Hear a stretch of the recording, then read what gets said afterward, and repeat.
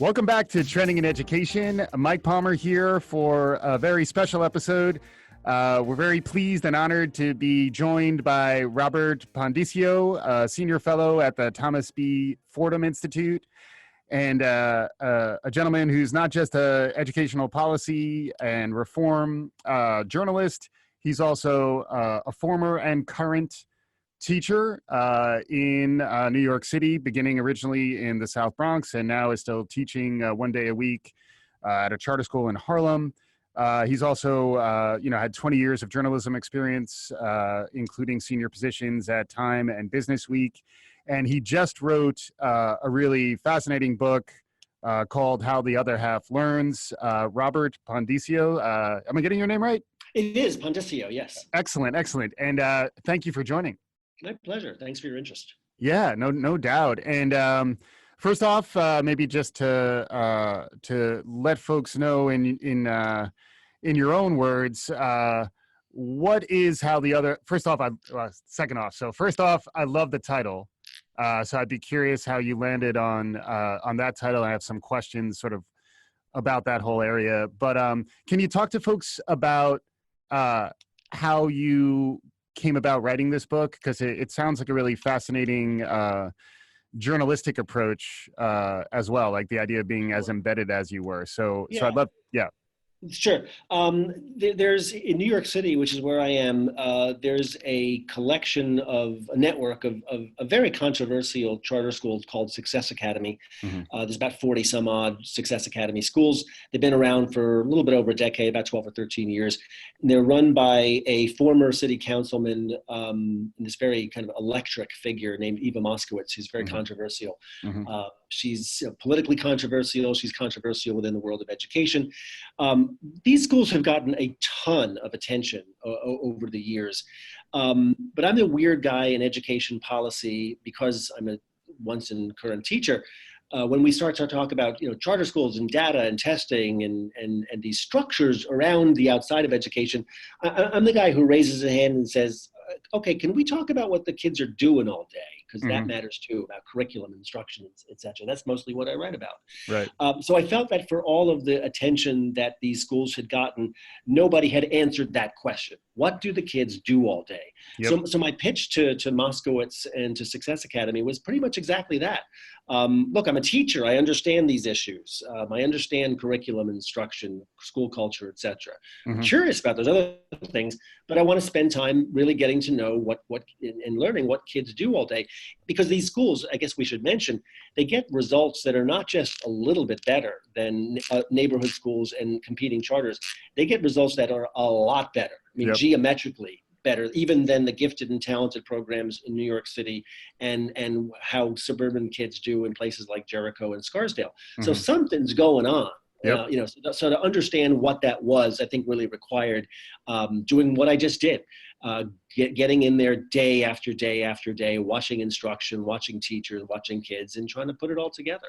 Yeah, and that was for a full school year, right? Like you were embedded, and interesting. I didn't know until we were just getting started that you're still teaching regularly. So there's probably a level of understanding and empathy and ability to connect and fit into the culture of the school.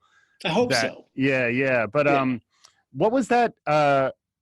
What was it like just beginning to onboard into this experience? It's a great question because, the reason, just a little bit of a backstory. So the school that I spent most of my time in was a school called Success Academy Bronx 1.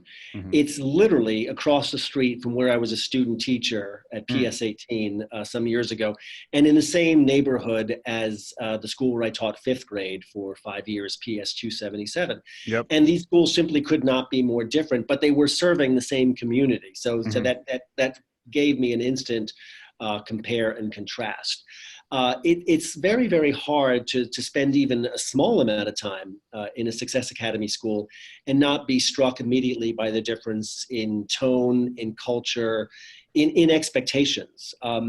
Even early in the book, I describe a scene where they're teaching the new teachers how to walk kids through the hallway. I mean, that level of detail. Nobody, when I was a student teacher across the street, thought that I would need any instruction, let alone practicing Right. how to walk kids through the hallway. Sure. But it said something about the level of specificity and this, the kind of sweat the small stuff orientation that they have. I mean, look, you don't have to love Success Academy and these so-called no excuses charter schools, but boy, would I have loved to have been trained as a teacher with that level of detail and specificity.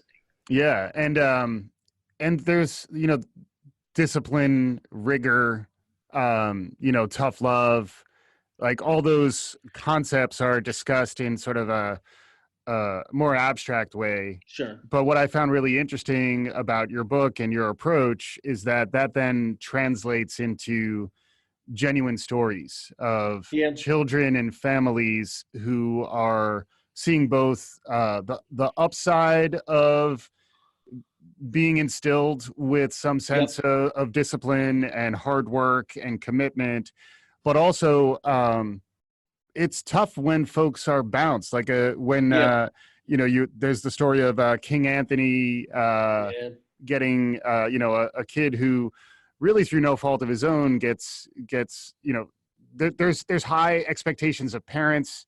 There's a lot of things that are beyond the child's control that may determine whether they're in or out. I think that's right. And I'd love to hear, like, maybe just turn some of those abstract concepts into some of the narratives that you engage with, because it does sound like it was a pretty profound experience. One of the things to put it, thank you for that generous lead in. One of the things that I think is important to understand about a place like Success Academy is that it really is not for everybody. And then let's unpack what that means. I think there's this idea at loose in education broadly, and certainly in charter school world, that you must serve all children. I don't know that that's realistic, and as I think I say in the book, if that's where the bar is set, let's just acknowledge there's no such thing as a good school. It never will be. Even the most affluent school districts send kids in so-called out-of-district placements who are having issues. So the news in the book, honestly, is that this has been hiding in plain sight for years, but there is a certain and no small amount of self-selection that goes on among parents. It's not a random selection of students.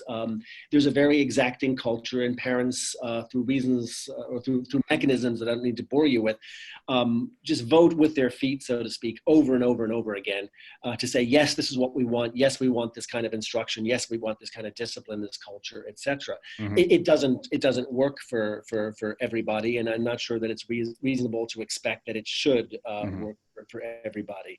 If you recreate the conditions of the public school district, so to speak, you're going to recreate the conditions or the results of the public school district. That seems obvious to me, but it's something we're not supposed to say. Right.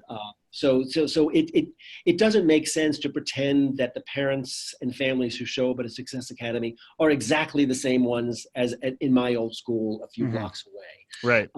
But that's not to say that that's the secret. In other words, you're starting with a group of families who have voted with your feet, but then there's the fact of those results that, again, are outperforming gifted and talented programs where those families are literally cherry-picked and hand-picked. Right. They're doing the thing that we accuse Success Academy of doing, and they're not getting as good a results.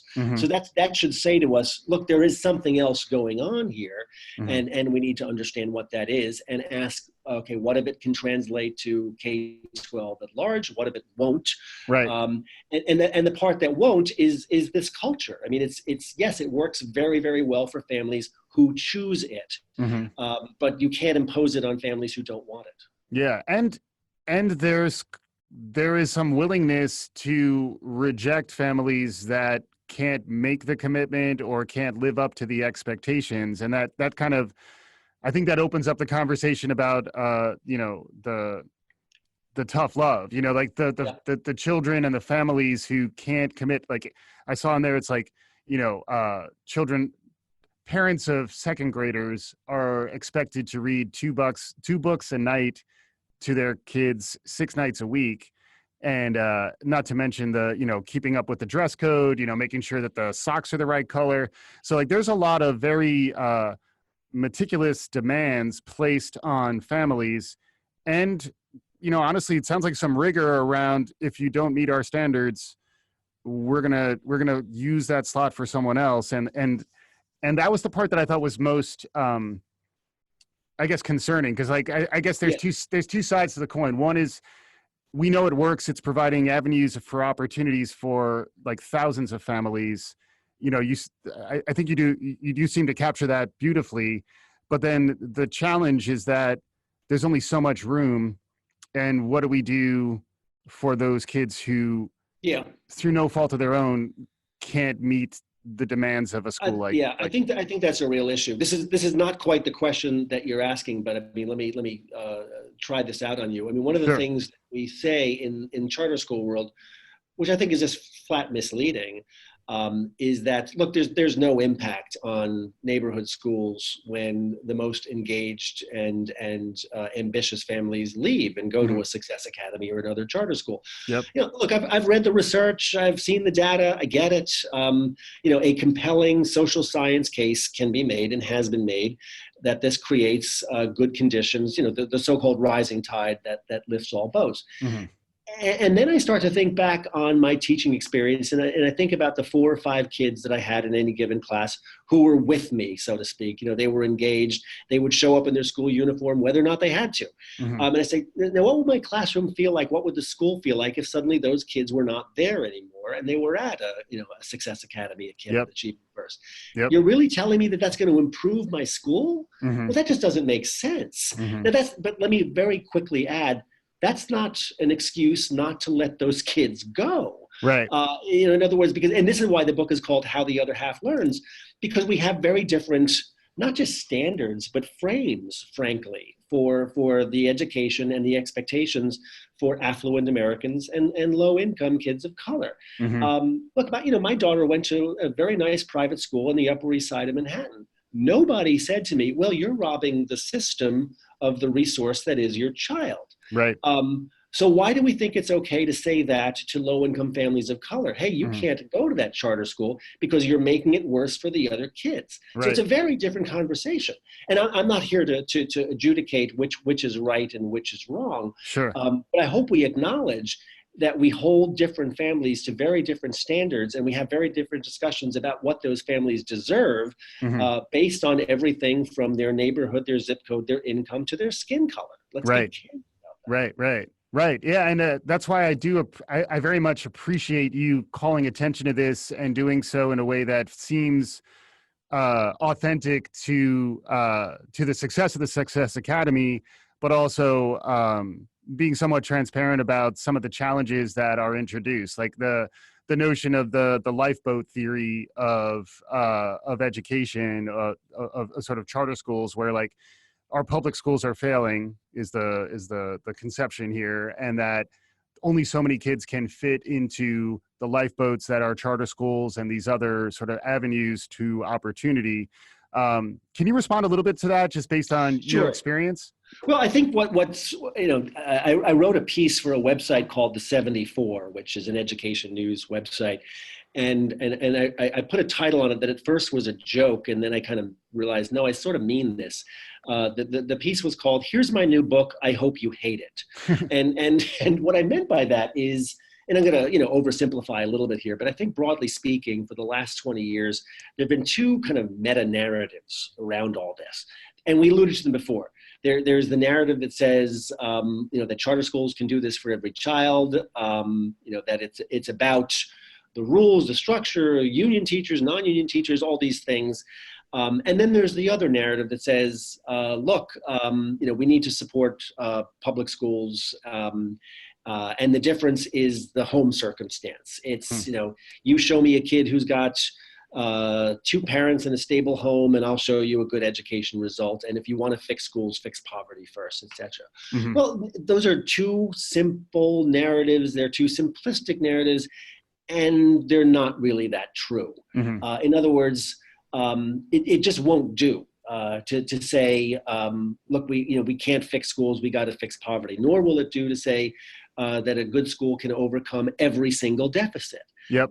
that a child may bring to school. So in between these kind of two dueling narratives, there's this broad middle ground where real teaching and learning happens, where dedicated teachers and a good school culture really can make a difference, but maybe not for every kid. Right. We deal in absolutes in our advocacy around this. Yep. And we refuse to admit of any gray areas. This book is all about the gray area, frankly. And I hope, if nothing else, it forces us, because again, back to Success Academy, they are deeply polarizing places. So when I wrote that, here's my new book, I hope you'll hate it, I'm guessing that 9 out of 10 people listening to this podcast are in one camp or the other. Either these schools are the greatest thing since sliced bread with raisins and they should all be, every school should be this, or all you're doing is creaming and cherry picking and you're not adding any value whatsoever. So my hope is that people will read this book and say, okay, one or two things. I still don't like these schools, but I like that they're doing these things. Or boy, I love these schools, but these kind of things that they're doing make me uncomfortable. Right. There's just not a simplistic narrative that attaches to either side. So, am I trying to make people a little bit uncomfortable? Yeah, you betcha I am. Yeah, and I'm someone who's comfortable walking in discomfort. I think that's true among many of our listeners. Like a lot of these complicated issues, when you dig in, there aren't easy answers. It reminds me of the work of Todd Rose up at the Harvard Graduate School of Ed, The End of Average, basically saying that we're all individuals, and to think that one size can fit all is actually incorrect. And what I think that was interesting about your book is that the Success Academy seems to have identified a pathway to success that they understand very well, and they can open up opportunities to a subset of the full population. I think that raises some interesting questions, because the other half of the other half is not really going to be able to make it into Success Academy. So what other experiments, what other approaches are out there that may be able to help those folks, whether they have special needs, whether they are, can you talk about? Yes, but let's be clear, that's a very, very different conversation than the one we typically have about education, which tends to be, I would argue, a search for the true and only answer, and then everything that's not that needs to justify itself. Right. Look, I point this out all the time. I'm sitting here in Midtown Manhattan. Not far from here are some of the most elite and expensive private schools in the nation, maybe the world. The parents who line up eagerly to pay $40,000-$50,000 a year for these schools can parse the differences in culture and curriculum between these schools down to like grain of sand level specificity. This one's a Montessori school. This one's project-based learning. This one's college prep. This one's all girls. This one's all boys. On and on and on. And they fetishize the different type of family that fits in each of these types of schools. We do not have those kind of conversations for low-income people of color. Here it's charter, non-charter, for example. Wouldn't it be lovely if we could get to the point where the conversations that we were having, because let's be candid, those families come in just as many varieties and interests as the Upper East Side families I just described. Do they not as well, do we not want them to have those same level of conversations, that same level of engagement, and choose between the Montessori school, the project-based learning school, as opposed to, oh, here's my zip code, I go to that school. Or here's my zip code, but there's this thing called a charter school, and I'm going to go there because I hear it's safe. We need to be really clear-eyed about the very different conversations that different Americans have about their schools. Yeah, and I liked, again, getting back to the more experiential journalist kind of take on this, like actually getting to know the families and the unique circumstances that both drive success and then also create challenges to success in a Success Academy is one of the things that I thought was probably most personally relevant to me. Are there any examples that you think sort of help clarify both the upside of the Success Academy and then maybe some of the challenges of them based on either teachers or families or students you encountered? Yeah, I appreciate the question. I mean, let's a couple of things that invites me to bring up. One, What I think is what is interesting about Success Academy, there may not be a lot of lessons that transfer from this very rarefied form of charter schooling to K-12 at large. Mm-hmm.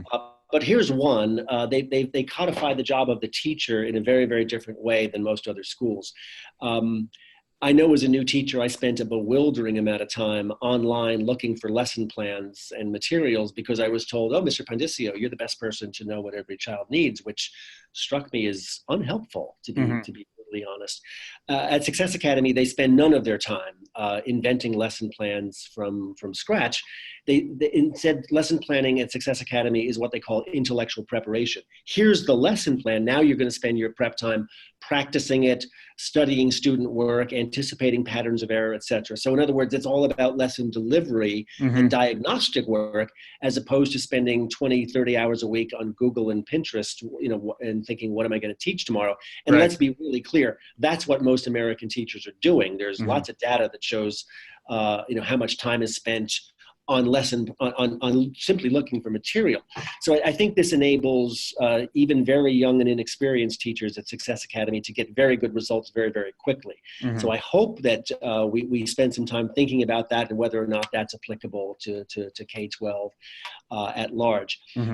The other thing that I think is helpful to think about is, and look, I'm going to be brutally frank about this. I think we condescend to low-income people of color when it comes to the conversations that we have about their schools. We assume that either, oh, if you're poor, you must not be capable. Therefore, I'm not going to ask as a school, ask of anything of you in terms of contributing to your child's education.